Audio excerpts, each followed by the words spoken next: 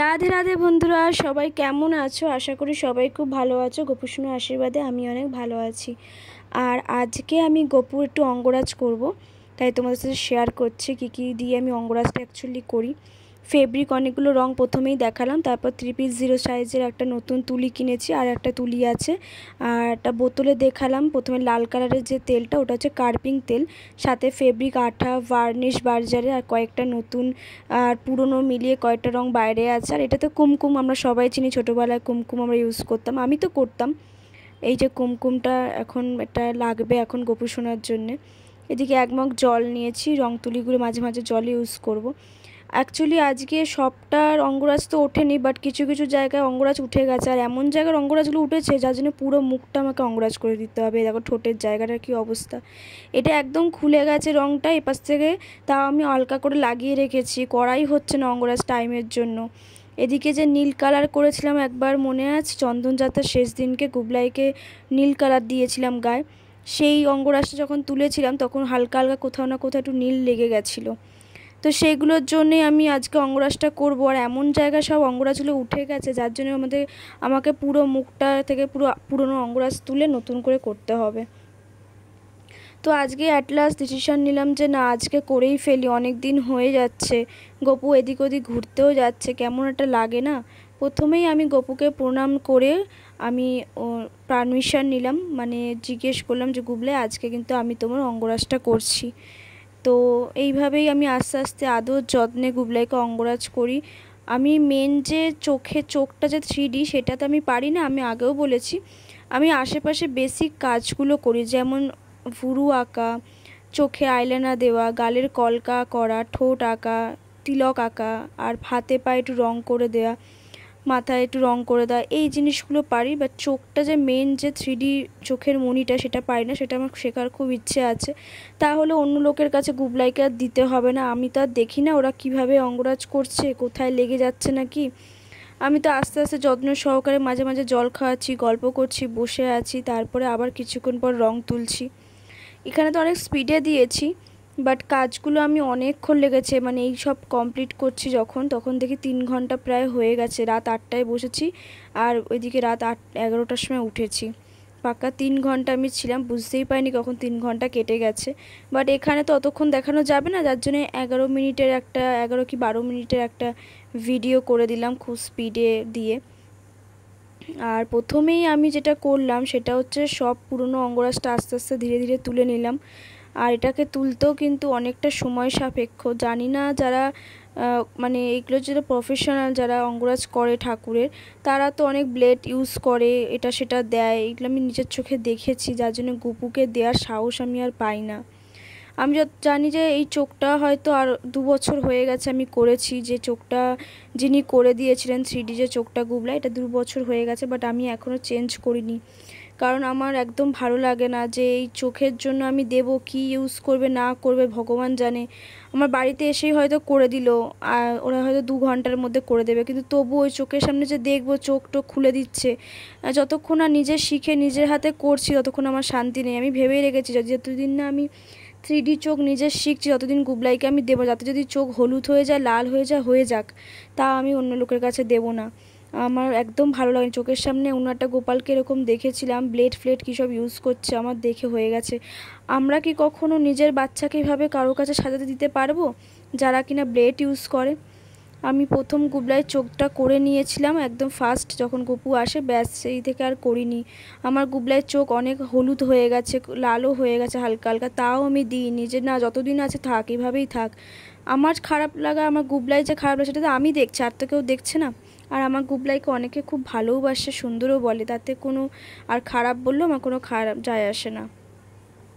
আর যতদিন না আমি গুবলাইয়ের 3D চোখ শিখছি ততদিন আমি গুবলাইকে অন্য কোথাও দেবো না, তাতে যাই হোক, চোখ খারাপ হয়ে যাক বা যাই হোক, এইভাবেই থাকুক। আর বেসিক কাজ যেটুকু পারি আমি ঘরে করে নিই, যেমন সব অঙ্গরাজ আর পুরনো অঙ্গরাজ তুলে আমি ধীরে ধীরে চোখের ভুরুটা এঁকে নিলাম, কাজল যেটা ওপরে আর নিচে সেটা করে নিলাম হালকা হালকা করে, চুলটা আগে এঁকে নিলাম, তারপরে গালের কলকাটা করছি।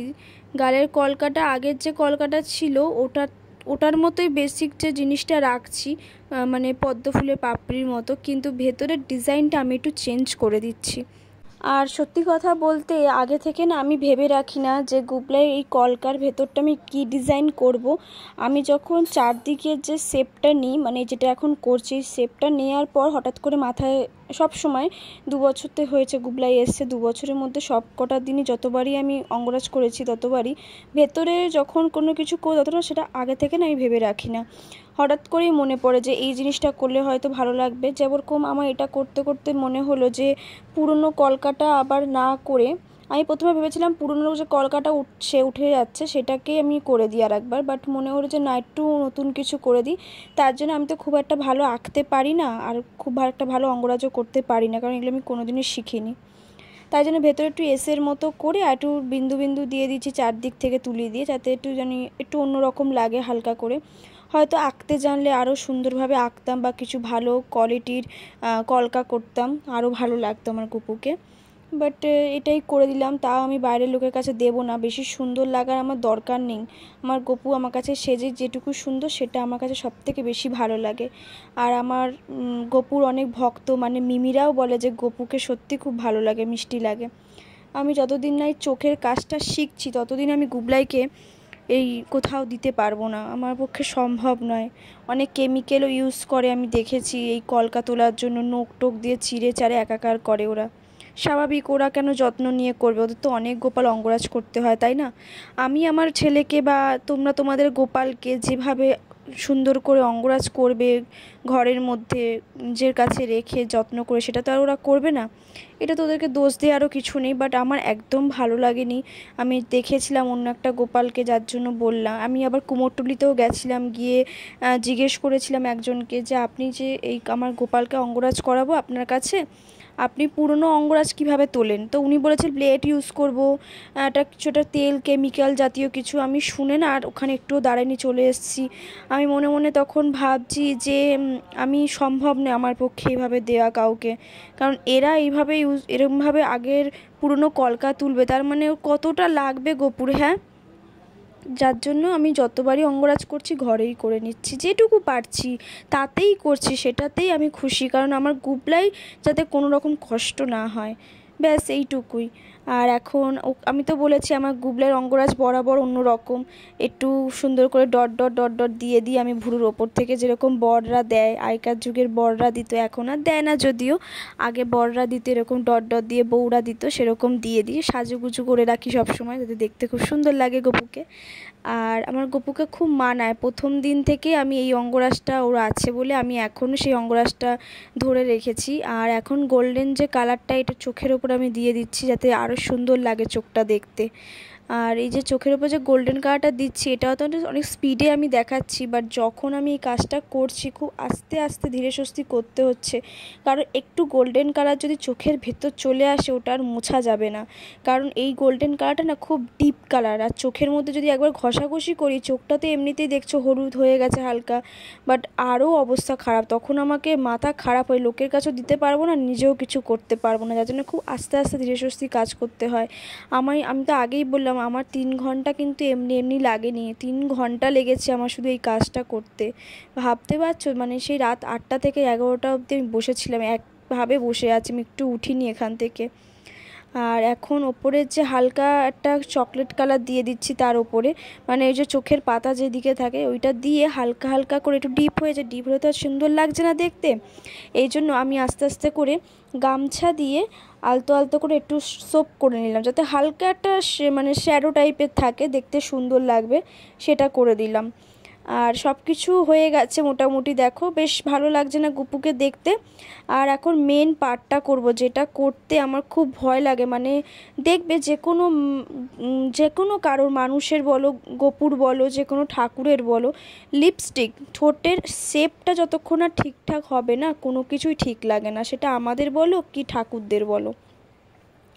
আর এইখানেই আমি খুব ঘাবড়ে যাই। সব কিছু আমি ঠিকঠাক করি, কিন্তু এই ঠোঁট আঁকার সময় আমি প্রচণ্ড নার্ভাস হয়ে যাই যে ঠোঁটটা যদি ঠিকঠাক না হয় তাহলে তো কোনো কিছুই সৌন্দর্য লাগবে না। আর আমি অনেক আস্তে আস্তে ঠোঁটটা আঁকি বরাবর সব সময়, কারণ এইটার উপর প্রত্যেকটা মুখের শেপ সৌন্দর্যটা নির্ভর করে। বিশেষ করে স্মাইল দেওয়াটা, আমি স্মাইল দেওয়াটা খুব প্রেফার করি যে এই জিনিসটা আর যাই হোক ঠিকঠাক করে করতে হবে। আমি যার জন্য মানে একভাবে ওই দিকে তাকিয়ে আছি যে ঠিকঠাক স্মাইলটা আসছে কি, মানে ওটার ওপরেই পুরো বেসটা নির্ভর করছে মুখের, যে কেমন লাগবে দেখতে। যে জয়গোপাল বলে রাধে রাধে বলে আমি ঠিকঠাক করে একেবারে স্মাইলটা দিয়ে ঠোঁটটা আঁকতে পেরেছি একবারে। তো যাই হোক, ঠোঁটটা আঁকার পর একটু ধীরে স্বস্তি নিঃশ্বাস নিলাম। নেওয়ার পরে এবার গলার যে কলকাগুলো আছে, যে নেকলেসটা ওর অ্যাকচুয়ালি একদম ওখানে আছে বুকের এই জায়গাটা না, আমি ভালো করে সুন্দর করে সবুজ, রেড আর গোল্ডেন দিয়ে কালার করেছি। বেশ ভালো লাগছে না, ফুটেছে না বেশ কালারটা গলার নেকলেসের যেটা ওর আছে।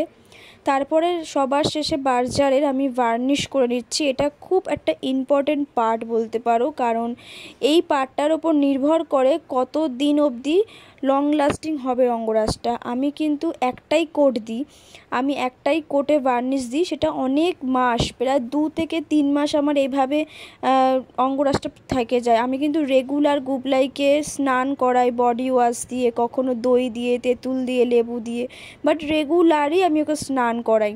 কিন্তু একটু আমার এই ভার্নিশ একটা কোট দিলেও কিন্তু অনেক দিন অবধি স্টে করে।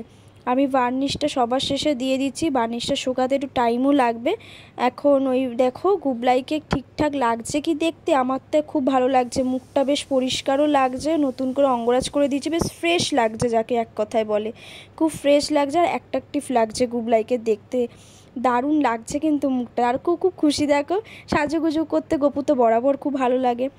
আর অনেকটাই রাত হয়ে গেছে অঙ্গরাজ করতে করতে। আজকে রাতে দিচ্ছি হচ্ছে ছানা মাখা, চিনি দিয়ে একটু ভালো করে মেখেছি, আর কলা দিচ্ছি। রাতে খুব একটা কলা দিই না, ঠান্ডা লেগে যায়, বাট আজকে দিলাম। আর একটু 500 গ্রামের দুধের ছানা দিয়েছি, মানে অনেকটাই ছানা দিয়েছি আজকে চিনি দিয়ে। এটা খাইয়েই আজকে ঘুম পাড়িয়ে দেবো, অনেকটা রাত হয়ে গেছে। আর তোমরা জানিও গপুকে কেমন লাগছে অঙ্গরাজ করে। সবাই ভালো থেকো, সুস্থ থেকো, রাধে রাধে বন্ধুরা, দেখা হবে পরে একটা ব্লগে।